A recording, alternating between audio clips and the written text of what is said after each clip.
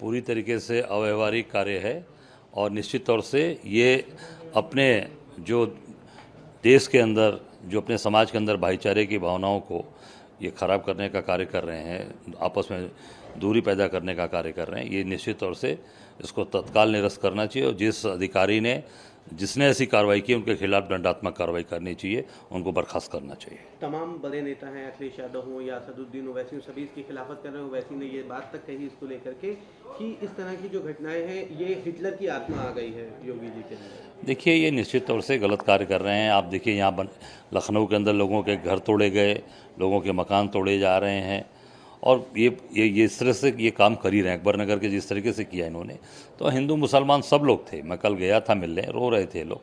तो जो व्यक्ति इस तरीके के क्रूर काम कर रहा है, निश्चित मैं समझता हूँ वो आदमी बहुत ही निष्ठुर और बहुत ही मैं समझता हूँ कि समाज को तोड़ने वाले लोग हैं। एक अहम सवाल रहेगा सर, मोहन भागवत जी ने एक बयान जारी किया है। उन्होंने ये बात कही कि कुछ लोगों के मन से ईर्ष्या खत्म नहीं होती, लगातार वो आगे बढ़ने का प्रयास करते हैं। इसी क्रम में लोग पहले सुपरमैन बनना चाहते हैं, उसके बाद वो फिर भगवान बनना चाहते हैं।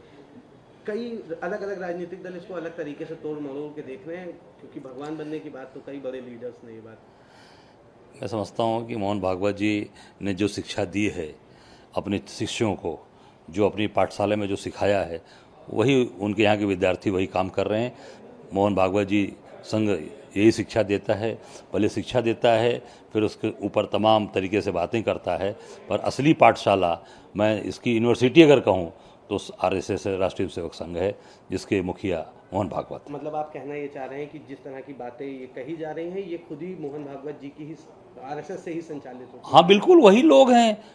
ये इनका काम है यही तरीके से कि नहीं, ये पहले चीज़ों को आगे बढ़कर गलत काम कराते हैं, फिर उसको फिर उस तरीके से उसको पटाक्षेप करने का कार्य करते हैं।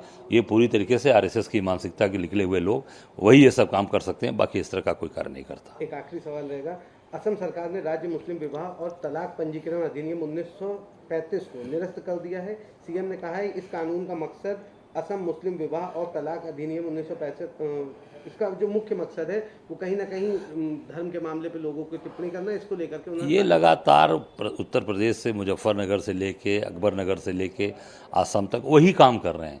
बेरोजगारी की बात नहीं करते, महंगाई की नहीं बात करते, लोगों को कैसे काम किया जाए, शिक्षा कैसे अच्छी मिले, चिकित्सा कैसे मिले, केवल और केवल धर्म के नाम पर, हिंदू मुस्लिम के नाम पर ये पूरी तरीके से मानसिक दिवालियापन है। ये देश की जनता समझ चुकी है। इनको अब ये विदा करने वाली है, इनको उखाड़ने वाली है। तो क्या माना जाए कि 2027 का जो चुनाव है ये कहीं ना कहीं हिंदू मुस्लिम पे आधारित हो जाए? बिल्कुल, ये चीज़ें उस तरह से करना ही चाहते हैं। वो तो पूरी तरीके से इनकी सोच ही वही है। मैंने कहा ना कि RSS की पाठशाला के निकले जितने भी लोग हैं, ये तो नई पाठशाला में एडमिशन लिए हैं अभी। हेमंत शर्मा ये नई वहाँ के भर्ती हैं, पर ये भी उसी मानसिकता से बनते जा रहे हैं।